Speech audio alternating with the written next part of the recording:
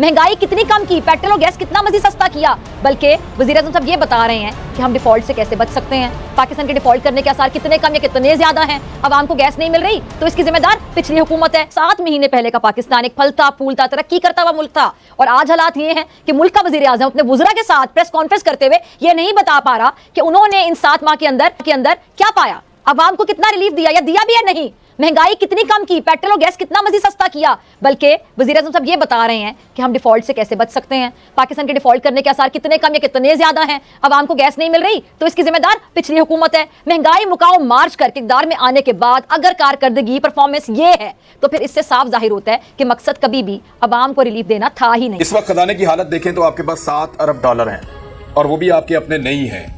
चीमा साहब, अब कैसे निकलेंगे इसमें से? मैं आदित्य और दोस्तों, भिखारिस्तान से अभी एक बड़ी न्यूज आ रही है। हालांकि भिखारिस्तान की औकात नहीं है इंडिया में बड़ी न्यूज बनने की, लेकिन फिर भी एक ये आ रहा है भिखारिस्तान की तरफ से कि वो डिफॉल्ट कर जाएंगे। अभी तो ये डिफॉल्ट कर चुके होते हैं यार, 1 साल पहले ही वो तो भीख मांग मांग के इन्होंने कैसे भी करके अपना 1 साल का बैलेंस बनाया। अब आप लोगों को पता है यार कितना भीख देगा इनको मुस्लिम देश। मुस्लिम कार्ड खेल खेल के भीख मांगते रहे। अब सऊदी अरब और यूएई जैसे मुस्लिम देश भी समझ चुके हैं यार ये भिखारिस्तान ना मुस्लिम नहीं, एक्चुअली ये है ही मतलब 3rd डिग्री का कुत्ता वाला देश। तो इसलिए अब भिखारिस्तान को भीख देना बंद कर दिया। अब अमेरिका भी यार कितनी भीख देगा इनको, ले दे के सारा पैसा अमेरिका यहीं पे लगा रहा है अपना। सारा नहीं मतलब जितनी भी भीख है वो देता है दुनिया में, 90% भीख वो पाकिस्तान को देता है। तो यार उसको कुछ फायदा मिल नहीं रहा पाकिस्तान से यानी भिखारिस्तान से। तो अब अमेरिका ने भी अपना पल्ला साफ करके इंडिया की तरफ आना शुरू कर दिया। तो इस वजह से अब भिखारिस्तान डिफॉल्ट करने जा रहा है और भिखारिस्तान मीडिया में भी ये बहुत ज्यादा चर्चा में है। और इनके जो वित्त मंत्री होते हैं, अब उर्दू में क्या नाम है वो मुझे नहीं पता, लेकिन जो इनके वित्त मंत्री हैं उन्होंने कहा है कि यार हम 97% ऑलरेडी डिफॉल्ट कर चुके हैं। हमारे इधर जो कीमतें हैं वो दुनिया से 8-10 गुना बिक रही है। जैसे अगर हमारे इधर टमाटर 40 रुपए तो वहां 500 रुपए किलो है। हमारे इधर टमाटर अगर मान लो आलू हमारे इधर 40 रुपए तो उनके इधर 500 रुपए किलो। यानी आलू टमाटर तो ये खा नहीं रहे, ले दे के ये पानी पे जी रहे हैं। जो बाढ़ आया था भाई पानी पी रही है गंदा गंदा और डेंगू मलेरिया से पीड़ित है, वो सब न्यूज आपको नहीं मिल पाएगी क्योंकि वो सब न्यूज दबा दी गई है यहाँ पे। ठीक है, तो भिखारिस्तान अब भीख मांग रहा है पूरे दुनिया के सामने, झोली फैला रहा है। अभी रूस ने भी इतनी मदद की इनकी गेहूं की, लेकिन भाई ये भिखारिस्तान को कम ही पड़ेगा ये। तो अब भिखारिस्तान ले दे के डिफॉल्ट कर चुका है। उनके मीडिया में भी ये चर्चाएं बहुत तेजी से चल रही है और देखते हैं कब तक बचता है। बता रहे कि 15 दिनों का इनके पास व्यापार करने का पैसा, मतलब 15 दिनों तक पेट भरने का पैसा। पेट भरने के अलावा कुछ तो ये कर नहीं पाते हैं। पेट भरेंगे और पड़ोसियों को 2 गाली निकालेंगे फिर सो जाएंगे, यही काम होता है पूरे भिखारिस्तान का। तो ले दे के इनके पास 2-4 दिनों का पैसा, देखते हैं क्या होता है।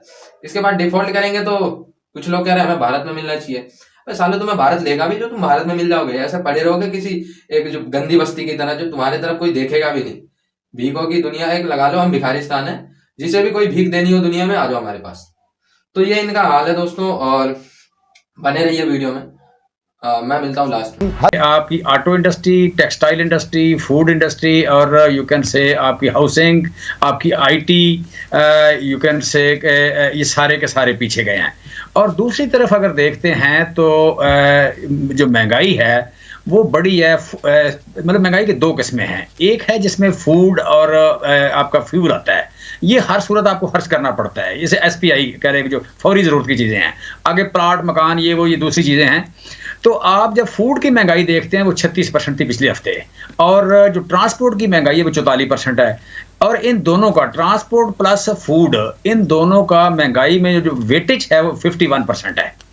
51% जिस चीज़ की वेटेज है वो 44 और 36% है। और ये दोनों गरीब आदमी की चीज़ें हैं।